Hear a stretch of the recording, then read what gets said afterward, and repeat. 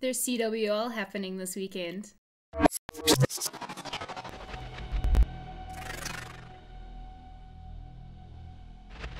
Hello and welcome to episode 7 of the After Action Report. My name, as always, is Shani ZA, and I'm going to be taking you through exactly what happened with Card ZA in the past week. If you haven't really been paying attention to the competitive Call of Duty scene, I know that these episodes are very Call of Duty intensive, but I do want to take this opportunity, since it's in the realm of South African esports, to just say a massive congratulations to Bravado Gaming's CSGO team, who managed to come second at the DreamHack Winter LAN that took place last weekend. They, of course, unfortunately did not manage to win the tournament, but the fact that they placed second and got to that grand finals is absolutely incredible. They have nothing to be ashamed about. They did manage to take out big organizations such as Optic Gaming and G2, and I know that absolutely everyone that is a supporter of South African esports was absolutely 100% behind Bravado this weekend, spamming our avocados for them. So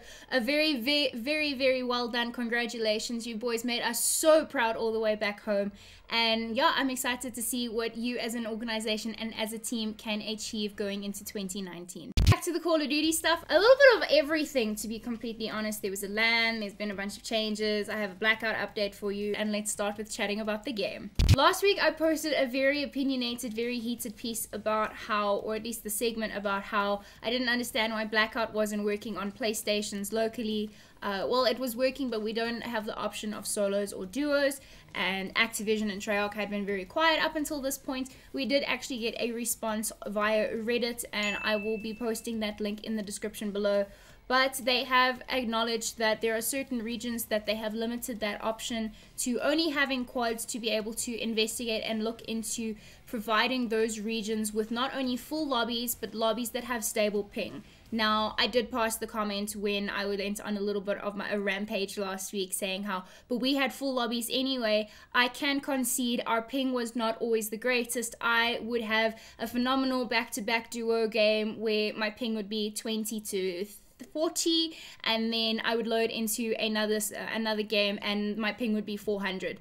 So I am very grateful that they are looking into it. Hopefully they do manage to reinstate the solo and duo options specifically on PlayStation in South Africa very soon for blackout players. I know I want to grind towards those calling cards, and it isn't always possible to have all 4 of your friends. I do also want to mention that I managed to get a victory with a bunch of randoms last week sometime, after posting a video about how when you get paired with randoms and they don't know what they're doing. I actually managed to get a W with 4 players that had no communication throughout the entire game, and we still managed to pull it off. So I do take back that comment as well, but unfortunately the reality is that what I did mention last week does also still happen, but it is not exactly few and far between where you will come across a squad that can actually play together and manage to get that W. So that is the biggest update that I wanted to address this week. Of course, we are nearing the end of the very first contraband event. I think it's called Operation First Strike. That is got only a couple days left by the time this video will be going out. Get your grind into the game to get as close to level 200 as possible. I managed to hit that over the weekend. I unlocked that camo, and it is pretty, but I don't think I'll be using it because I am pretty talented in using the paint job editor. But I just wanted to remind you about that. I've personally felt that I gain levels quicker while playing Blackout than I do while playing multiplayer, but I mean, that's up to you. I'm anticipating something really cool coming in now that it will be the festive season. I'm hoping that there are going to be some cool emotes. Obviously, we had that limited time Halloween event, and I'm imagining that there will also be a contraband stream for festivities, or at least the festive season. So looking forward to that, probably just because I want to have all of my characters in Santa hats, but that's just a personal preference. Anyway, let us move on to the scene. This weekend past was obviously the first LAN to take place for the Black Ops 4 season in South Africa in Call of Duty, being the Raving Mad Gamers LAN taking place on the 1st and 2nd of December. Before I get into that, I do want to mention that there have been so many free agent announcements and different team roster changes and people DMing me a bunch of things that I actually haven't been able to keep track of who is in what roster this week. So I don't have an updated list for you. I will be working to get that for you on the next episode so that it is completely accurate and up to date. I'm going to wait for this kind of next week of free agent announcements and trialing to end so that it's not just craziness and I have people moving all over the place as CardZA tends to do sometimes this time of year. But the one roster I do want to chat about is obviously the High Five Gaming roster that have finally announced their full roster. These are the players that will be playing for High Five Gaming. I wish them the best of luck going into the future and for the rest of the season, or at least the start of the season going into 2019. I did mention in a previous episode or an earlier episode when Drew was announced as one of the players, in that the experience coming from Drew and Era will need to be balanced out by some hot young players, and that's exactly what they've got, and they've got the raw gun skill, and I'm excited to see how they manage to have that synergy of insane, raw, talented young gun skill versus the experience and the knowledge from the older players coming into a good synergy there. Moving on to discuss the LAN. Because it was a Joburg based LAN, most of these teams were pickup teams. Teams like Piglets in Pajamas and Razul Gaming were made up of the Joburg members from other top tier teams based in Joburg, or at least those members. So here are the teams that all took part this weekend and their rosters. There were a little bit of upsets considering that if you look at who was on each team, I know some people had pegged Razul Gaming to win. Other people obviously picked Piglets in Pajamas to win. There was a ton of support at the event for White Rabbit Gaming, which obviously wasn't playing with their full roster, but they were playing with 4 of the organization's representatives. So obviously Zero, who is actually the coach, was playing. We had Slayer J, who is a content creator, was playing. Obviously you had Trexie and Trigger, who were 2 of the core members, and then they also had Batilla, who is naturally part of Royal but also based in Johannesburg, and decided to pick up and play for them this weekend. They did really well. They gave Razul Gaming a run for their money. They took the first 2 they took the first 2 maps. They took the HP and the S&D, and then Razul obviously mounted that reverse sweep comeback, and that got them through to the semi-finals. Obviously, the finals did take place between Razul Gaming, Pigs, and Piglets in Pajamas. Piglets in Pajamas obviously managing to get that 3-0 grand final win. Congrats to them. But I also want to take this opportunity as well. I mentioned it a couple of times on stream, but I thought, let me use this platform as well, in that saying that Jarves, who was the captain of Piglets in Pajamas ahead of the LAN on Saturday morning, got into a horrific car accident. I just wanted to take the opportunity to publicly wish him, of course, on the YouTube channel and After Action Report, that from my side, I'm wishing you a very quick and speedy recovery. Please make sure that you get your rest. I saw that Clint also tweeted out saying that, hey, you need to rest. You're not allowed to scrim. There's no tens or anything until you have recuperated fully. So just know I've seen a bunch of love coming in from CardZA towards you. Piglets in Pajamas actually dedicated their win, of course, to their teammate, to Jarves, who was supposed to play with them. That also being said, Lau was picked up in his spot, and Lau was a phenomenal asset to that team. So very kudos to that team for managing to find a pickup that gelled with them so nicely. I know Elite Motion also put on a very interesting show. Another team that I was very excited to see play was obviously the Snot Esports team. Now, I know Snot as a community and as a clan have a certain reputation within COD and I thoroughly enjoyed seeing them play competitive. I thoroughly enjoyed that they are getting into the competitive scene so that they aren't just running around in pubs as people are expecting them to, and that they're getting into the competitive side, getting to learn the rule set. But the same can be said about organizations like Impulsive Red and JPEX, who are new to the competitive scene with either the teams or the players or the organization names, and I'm all for the growth of COD so the more the merrier. Please stick around for the season. Don't just decide halfway through January that nah, this isn't for me. I understand studies and stuff become a reality for a lot of the younger players, but still, I'm thoroughly all for, obviously, naturally, the growth of COD and just seeing some of the new faces there at the LAN and seeing how excited they were, despite the loss, how excited they were to start getting involved online and adding people on PSN so that they can be added to 8s, to 8s and 10s. I heard conversations happening the weekend.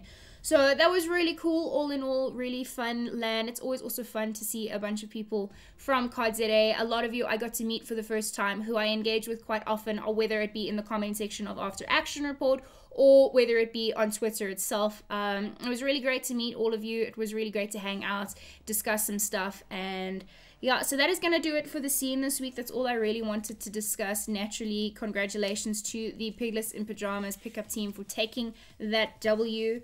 and let us move on to the meta. The only thing that I really want to discuss today and chat about or highlight is the fact that the first major for the COD World League is happening this weekend in Las Vegas, obviously all the way in the States. CWL is their first event of the season. Absolutely so stoked and so excited to get to watch the new rosters play, see how everything turns out. It's the first time that we're going to see from a COD World League standpoint, games that Control will be cast for the first time. I cast a little bit this weekend. It's definitely something different. I thoroughly enjoy watching that game mode be played. And of course, I'm excited to see strategies come out that we might have been seeing in scrims, because I know a lot of teams have decided to stop streaming scrims so close to the event. So all of those details on where to watch that event this weekend are going to be in the description below. I know from the COD World League Pro League season this year for World War II, I completely switched my day and night sequences, or my sleeping schedules at least, because I was staying up to watch the entirety of the stream, which was starting either from 6 or 8 in the evening in South African time and running till 4, 5 o'clock in the morning. I would stay up, I would watch as many games as humanly possible. I would have more than one stream up at a time.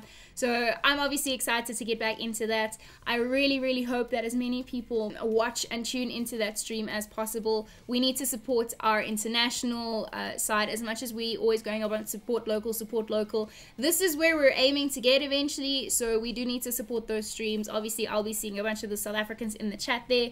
So that is going to be it for the meta. Let us move on to the plays.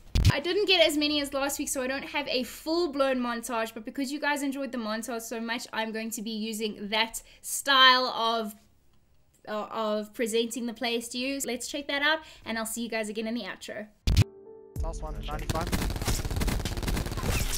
I'm watching. He's losing.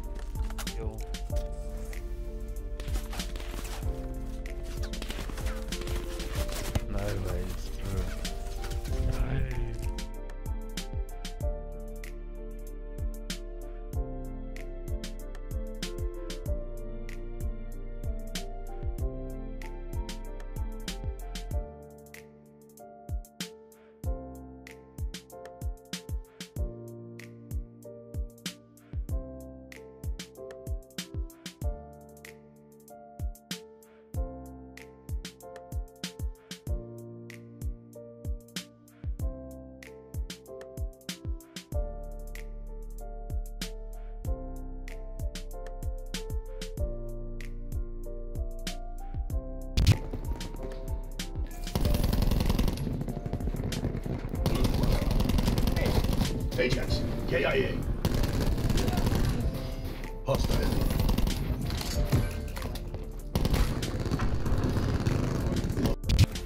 We did what we were paid to do.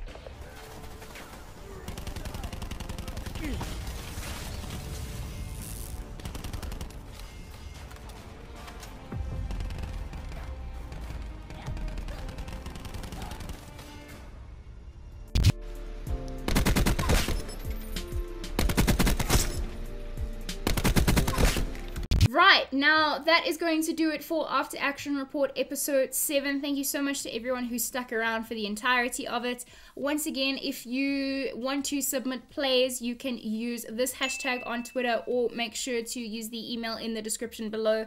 Just because quality purposes, it's always easier to receive a WeTransfer or Dropbox link, but I know not everyone always has access to those kinds of things. A little bit of admin that I want to chat about before closing this episode off, in that I'll be taking a little bit of a production break. Like you'll usually see that live produced shows or weekly produced shows, like in the States, will usually take a production break over the December/festive season.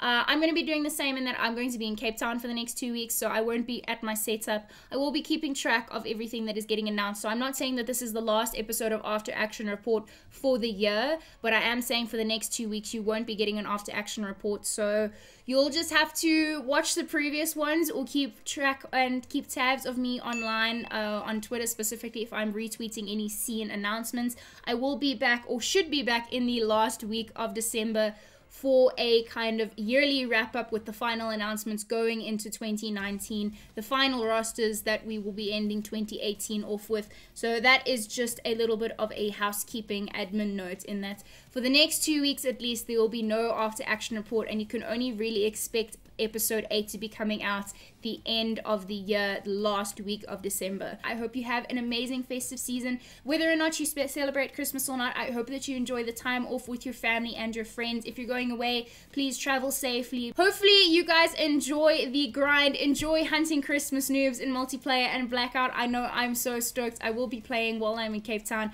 I have amazing friends that are going to be letting me use their PlayStation. I mean, that's totally what friends are for, right? But anyway, that is going to be it for the episode. If you did enjoy, make sure to, of course, leave that like, subscribe if you're new to the channel, and hopefully you're going to be playing as close to 0 ping as possible, and I'll see you guys at the end of the year for the final episode. Cheers.